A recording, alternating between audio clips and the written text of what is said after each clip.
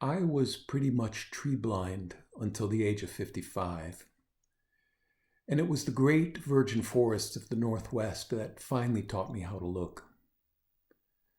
So when I learned of the work that the Craig Law Center was doing to protect those forests, I felt an instant kinship, as if we were connected by a lot of underground living threads. It seems that every passing month teaches us more about how irreplaceable and invaluable this continent's last few remnants of primary forest really are.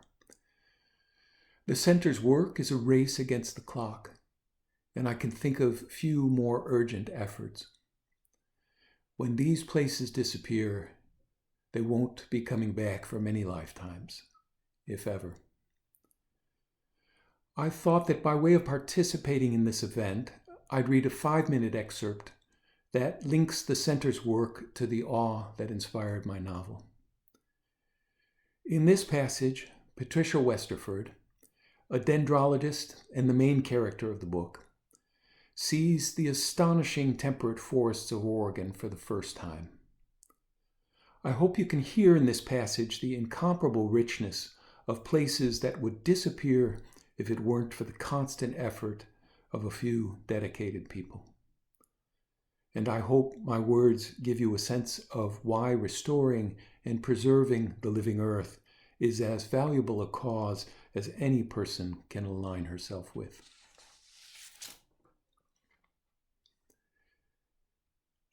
In 1981, Patricia heads northwest. Giants still grow in pockets of old growth scattered from Northern California up to Washington.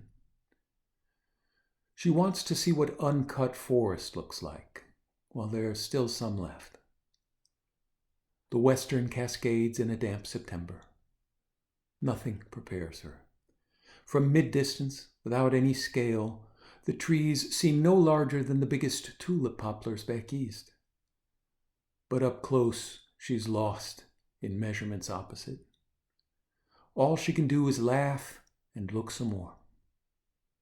Hemlock, grand fir, Douglas fir, buttressed monster conifers disappear above her, their burls as big as minivans. Even the runts would dominate an eastern forest. Down in the understory, Patricia's own body seems freakishly small, like one of those acorn people she made in childhood. Clicks and chatter disturb the hush. The air is so twilight green she might be underwater. It rains particles, spore clouds, broken webs and mammal dander, skeletonized mites, bits of insect frass and bird feather. If she holds still, vines will overrun her. She walks deeper in, crunching 10,000 invertebrates with every step, watching for tracks in a place where the native language uses the same word for footprint and understanding. The temperature plummets as she passes through a thermal curtain. She swings her singing stick before her. The canopy is a colander stippling the beetle-swarmed surfaces. Sword fern, liverworts, lichen, things with leaves as small as sand grains stain every inch of the dank logs. The mosses are thumbnail forests all their own. More bushwhacking reveals the prodigious rot. Creature-riddled bowls, crumbling for centuries.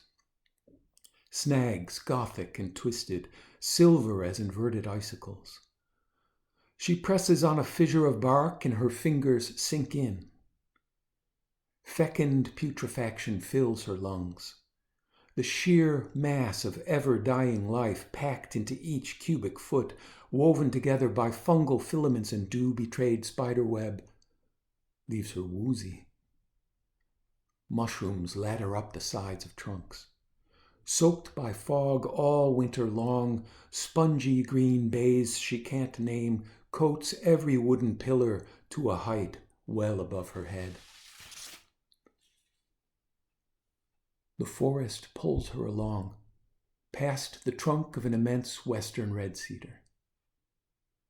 Her hand pats the fibrous strips of a trunk whose fluted girth rivals the height of an eastern dogwood. It reeks of incense. The top has sheared off, replaced by a candelabra of boughs promoted to stand-in trunks. A grotto opens at ground level in the rotted heartwood, large enough to house whole mammal families. She addresses the cedar in the phrases of this forest's first humans. Long life maker. I'm here. Down here. She feels foolish, but each word is a little easier than the next. Thank you for the baskets and boxes. Thank you for the capes and hats and skirts. Thank you for the cradles, the beds, the diapers, canoes, paddles, harpoons and nets, poles, logs, posts, the rot-proof shakes and shingles, the kindling that will always light. Finding no good reason to quit now, she lets the goods spill out. Thank you for the tools, the chests, the decking, the doors and floors, the beams and paneling. I forget. Thank you, she says, following the ancient formula, for all these gifts that you have given. And still not knowing how to stop, she adds, we're sorry. We didn't know how long it takes for you to grow back. Thank you, and I hope you can find it in your heart to support this important work.